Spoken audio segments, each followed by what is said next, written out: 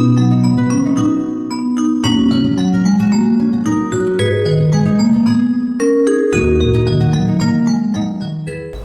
Friends, എല്ലാവർക്കും Aisha slime വേൾഡിൻ്റെ പുതിയൊരു വീഡിയോയിലേക്ക് സ്വാഗതം. ഇന്ന് നമ്മൾ തനി നാടൻ ഉണ്ണിയപ്പമാണ് തയ്യാറാക്കിയെടുക്കുന്നത്. ഈ ഒരു രീതിയിൽ ഉണ്ണിയപ്പം തയ്യാറാക്കി എടുക്കുകയാണെങ്കിൽ തുടക്കക്കാർക്ക് പോലും വളരെ ഈസി ആയിട്ട് റെഡിയാക്കി എടുക്കാനായിട്ട് പറ്റും.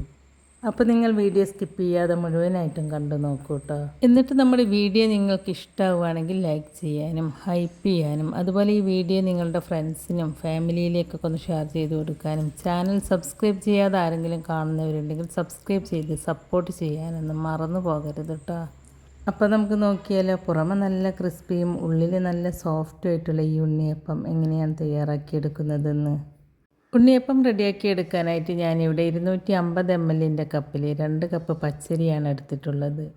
ഇനി ഈ പച്ചരി നല്ലതുപോലെ ഒന്ന് കഴുകി വൃത്തിയാക്കി എടുത്തിട്ട് ഇതിൽ കുറച്ചധികം വെള്ളം ഒഴിച്ച് കൊടുത്തിട്ട് ഒരു 4 മണിക്കൂർ നേരം ഈ റൈസ് കുതിർന്ന് കിട്ടാനായിട്ട് ഇവിടെ വെള്ളത്തിലിട്ട് വെക്കുക. 4 മണിക്കൂറിന് ശേഷം ഈ റൈസ് നല്ലതുപോലെ ഒന്ന് കുതിർന്ന് കിട്ടിയിട്ടുണ്ട്. ഇനി ഈ റൈസിലെ വെള്ളം മുഴുവനായിട്ടും വാർന്ന് കിട്ടാനായിട്ട് ഇതൊരു സ്ട്രെയിനറിലേക്ക് മാറ്റി കൊടുക്കുക. വെള്ളം മുഴുവനായിട്ടും വാർന്ന് കിട്ടിയതിന് ശേഷം ഈ റൈസ് ഒരു കോട്ടൺ തുണിയിലേക്ക് ഇതുപോലെ പരത്തിയിട്ട് കൊടുത്തിട്ട് റൈസിലെ നനവ് മുഴുവനായിട്ടും കളഞ്ഞെടുക്കുക.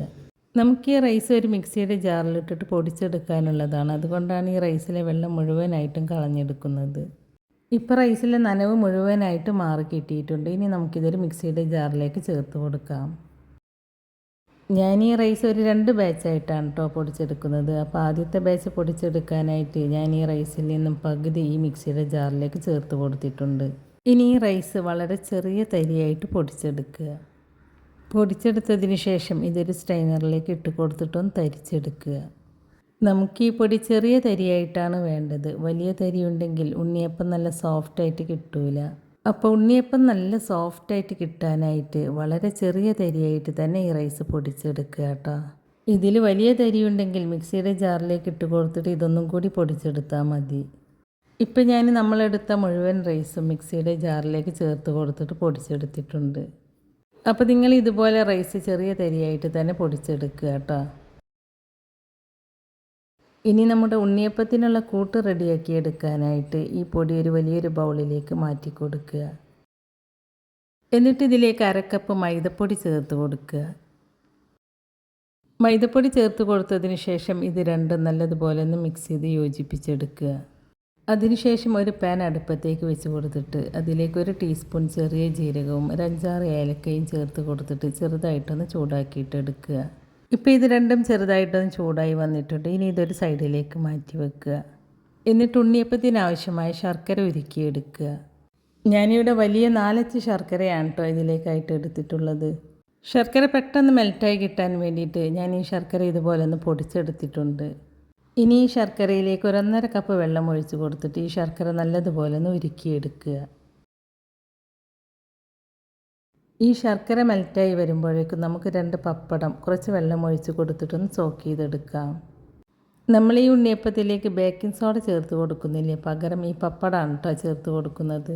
വെള്ളം ഒഴിച്ച് കൊടുത്തതിന് ശേഷം ഇത് കുതിർന്ന് കിട്ടാനായിട്ട് ഒരു സൈഡിലേക്ക് മാറ്റി വെക്കുക. എന്നിട്ട് നമ്മൾ നേരത്തെ ചൂടാക്കിയെടുത്ത ജീരകവും ഏലക്കയും ഇല്ലേ, അതൊരു മിക്സിയുടെ ജാറിലേക്ക് ചേർത്ത് കൊടുത്തിട്ടൊന്ന് പൊടിച്ചെടുക്കുക.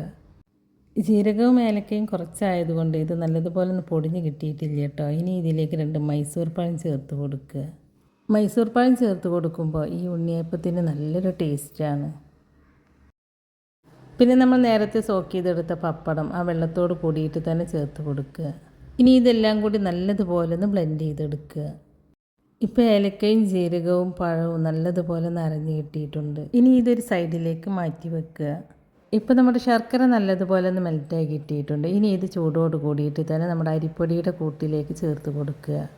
ശർക്കരയിൽ മണ്ണും പൊടിയൊക്കെ ഉണ്ടാകും, അപ്പോൾ ഇതുപോലെ അരിച്ച് ചേർത്ത് കൊടുക്കണം കേട്ടോ. ശർക്കരപ്പാനി ചേർത്ത് കൊടുത്തിട്ട് പെട്ടെന്ന് തന്നെ മിക്സ് ചെയ്തെടുക്കണം കേട്ടോ, അല്ലാന്നുണ്ടെങ്കിൽ പൊടി വെന്ത് പോവുള്ളൂ. ശർക്കരപ്പാനി ആദ്യം തന്നെ ഒരുമിച്ച് ഒഴിച്ച് കൊടുക്കാതെ ആദ്യം കുറച്ച് ഒഴിച്ച് കൊടുത്ത് മിക്സ് ചെയ്തെടുത്തതിന് ശേഷം മാവിൻ്റെ തിക്നെസ് നോക്കിയിട്ട് അതിനനുസരിച്ച് ബാക്കിയുള്ളത് ചേർത്ത് കൊടുത്തിട്ട് മിക്സ് ചെയ്തെടുക്കുക കേട്ടോ. അപ്പോൾ ഞാനിവിടെ നമ്മളെടുത്ത ശർക്കരപ്പാനി മുഴുവനായിട്ടും ഇതിലേക്ക് ചേർത്ത് കൊടുത്തിട്ടുണ്ട്. നമ്മളെടുത്ത ശർക്കരപ്പാനി ഇതിലേക്ക് കറക്റ്റായിരുന്നു. അപ്പോൾ നിങ്ങൾ ഈ അളവിൽ തന്നെ എടുക്കുക കേട്ടോ. പിന്നെ നമ്മൾ നേരത്തെ ബ്ലെൻഡ് ചെയ്തെടുത്ത പഴത്തിൻ്റെ കൂട്ടില്ലേ അത് ഈ മാവിലേക്ക് ചേർത്ത് കൊടുക്കുക. എന്നിട്ടെല്ലാം കൂടി നല്ലതുപോലെ ഒന്ന് മിക്സ് ചെയ്തെടുക്കുക.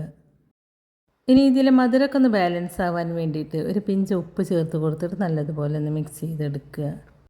അപ്പോൾ ഈ ഒരു കൺസിസ്റ്റൻസിയിലാണ് കേട്ടോ നമ്മുടെ മാവ് ഇരിക്കേണ്ടത്. ഇനി ഈ ഒരു മാവ് ഒരു മിനിമം ഒരു 4 മണിക്കൂറെങ്കിലും റെസ്റ്റ് ചെയ്യാനായിട്ട് ഇവിടെ അടച്ച് വെക്കുക. ഇപ്പം നമ്മുടെ മാവ് റെസ്റ്റ് ചെയ്യാൻ വെച്ചിട്ട് ഒരു 4 മണിക്കൂറായിട്ടുണ്ട് കേട്ടോ. നേരത്തേക്കാളും ഈ മാവ് ഒന്നും കൂടി തിക്കായി വന്നിട്ടുണ്ട്. ഇനി ഇത് നല്ലതുപോലെ ഒന്ന് മിക്സ് ചെയ്തെടുക്കുക. മിക്സ് ചെയ്തെടുത്തതിന് ശേഷം നിങ്ങൾക്ക് ഈ മാവ് ഒരുപാട് അങ്ങോട്ട് തിക്കായിട്ട് തോന്നുകയാണെങ്കിൽ അപ്പോൾ കുറച്ച് ശർക്കര പാനിയോ അല്ലെങ്കിൽ കുറച്ച് ചൂടുവെള്ളമോ ഒഴിച്ച് കൊടുത്തിട്ട് ഈ ഒരു ലൂസിലാക്കിയിട്ട് എടുക്കുക. ഇനി ഒരു പാൻ അടുപ്പത്തേക്ക് വെച്ച് കൊടുത്തിട്ട് അതിലേക്ക് കുറച്ച് നെയ്യ് ചേർത്ത് കൊടുക്കുക. എന്നിട്ട് ഈ നെയ്യിലേക്ക് കുറച്ച് തേങ്ങാക്കൊത്ത് ചേർത്ത് കൊടുത്തിട്ട് ഒരു ഗോൾഡൻ കളറാകുന്നത് വരെ ഒന്ന് ഫ്രൈ ചെയ്തിട്ട് എടുക്കുക.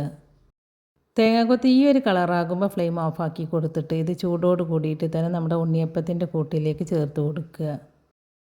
ഈ ഗീയോട് കൂടിയിട്ട് തന്നെ ഇതിലേക്ക് ചേർത്ത് കൊടുക്കണം കേട്ടോ. തേങ്ങാക്കൊത്ത് ചേർത്ത് കൊടുത്തതിന് ശേഷം നല്ലതുപോലെ ഒന്ന് മിക്സ് ചെയ്തെടുക്കുക. പിന്നെ ഇതിലേക്ക് 1 ടേബിൾ സ്പൂൺ എള്ളും 1/2 ടീസ്പൂൺ കരിഞ്ജീരകവുമാണ് ചേർത്ത് കൊടുക്കുന്നത്. ഇത് ഓപ്ഷണലാണ്, നിങ്ങളുടെ അടുത്ത് ഉണ്ടെങ്കിൽ ചേർത്ത് കൊടുക്കുക. ചേർത്ത് കൊടുത്താൽ നല്ലൊരു ടേസ്റ്റ് ആയിരിക്കും. ഇനി ഇതെല്ലാം കൂടി നല്ലതുപോലെ ഒന്ന് മിക്സ് ചെയ്തെടുക്കുക. ഇപ്പം ഞാനിത് നല്ലതുപോലെ ഒന്ന് മിക്സ് ചെയ്തെടുത്തിട്ടുണ്ട്. അപ്പോൾ നമ്മുടെ ഉണ്ണിയപ്പത്തിനുള്ള കൂട്ട് ഇവിടെ റെഡി ആയിട്ടുണ്ട്. ഇനി നമുക്കിത് ഫ്രൈ ചെയ്തിട്ടെടുക്കാം.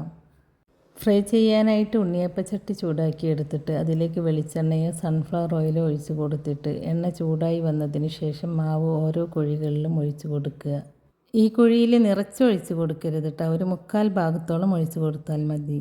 ഞാൻ ഒഴിച്ച് കൊടുക്കാനുള്ള എളുപ്പത്തിന് വേണ്ടിയിട്ട് മാവ് ഒരു ഗ്ലാസ്സിലേക്ക് ആക്കിയിട്ടാണ് കേട്ടോ ഒഴിച്ച് കൊടുത്തിട്ടുള്ളത്.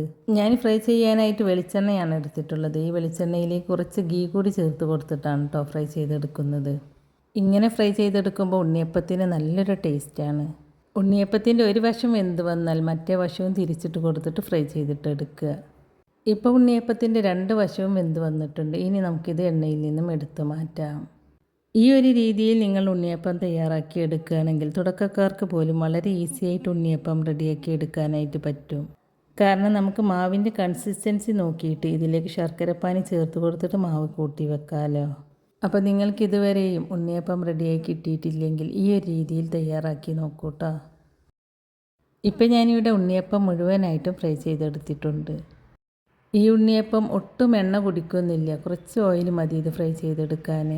ഇപ്പം നമുക്ക് തനി നാടൻ രുചിയിലുള്ള ഉണ്ണിയപ്പം റെഡിയായി കിട്ടിയിട്ടുണ്ട്. അപ്പോൾ നിങ്ങളെല്ലാവരും ഇതുപോലെ ഉണ്ണിയപ്പം തയ്യാറാക്കി നോക്കൂട്ടോ. എന്നിട്ട് അതിൻ്റെ അഭിപ്രായം നമ്മുടെ കമൻറ്റ് ബോക്സിൽ എഴുതി അറിയിക്കാനും മറക്കരുത്. ഇതിൻ്റെ പുറമെ നല്ല ക്രിസ്പിയും ഉള്ളിൽ നല്ല സോഫ്റ്റ് ആയിട്ടുള്ള നല്ല ടേസ്റ്റി ആയിട്ടുള്ളൊരു ഉണ്ണിയപ്പമാണിത്. അപ്പോൾ നമ്മുടെ ഇന്നത്തെ ഈ വീഡിയോ നിങ്ങൾക്ക് ഇഷ്ടമായിട്ടുണ്ടാവുമെന്ന് വിചാരിക്കുന്നു. ഇഷ്ടമായിട്ടുണ്ടെങ്കിൽ ലൈക്ക് ചെയ്യാനും ഹൈപ്പ് ചെയ്യാനും അതുപോലെ ഈ വീഡിയോ നിങ്ങളുടെ ഫ്രണ്ട്സിനും ഫാമിലിയിലേക്കൊക്കെ ഒന്ന് ഷെയർ ചെയ്ത് കൊടുക്കാനും ചാനൽ സബ്സ്ക്രൈബ് ചെയ്യാതെ ആരെങ്കിലും കാണുന്നവരുണ്ടെങ്കിൽ സബ്സ്ക്രൈബ് ചെയ്ത് സപ്പോർട്ട് ചെയ്യാനൊന്നും മറന്നു പോകരുത് കേട്ടോ. സബ്സ്ക്രൈബ് ചെയ്യുമ്പോൾ കൂടെ കാണുന്ന നോട്ടിഫിക്കേഷൻ ബെല്ല് കൂടി ഓണാക്കി വെക്കുകയാണെങ്കിൽ ഞാൻ പുതിയ റെസിപ്പീസ് അപ്ലോഡ് ചെയ്യുമ്പോൾ അതിൻ്റെ നോട്ടിഫിക്കേഷൻ നിങ്ങൾക്ക് കിട്ടുന്നതാണ്. അപ്പോൾ ഇൻഷാ അല്ലാഹ് പുതിയ റെസിപ്പീസുമായി ഞാൻ വീണ്ടും വരാം. താങ്ക്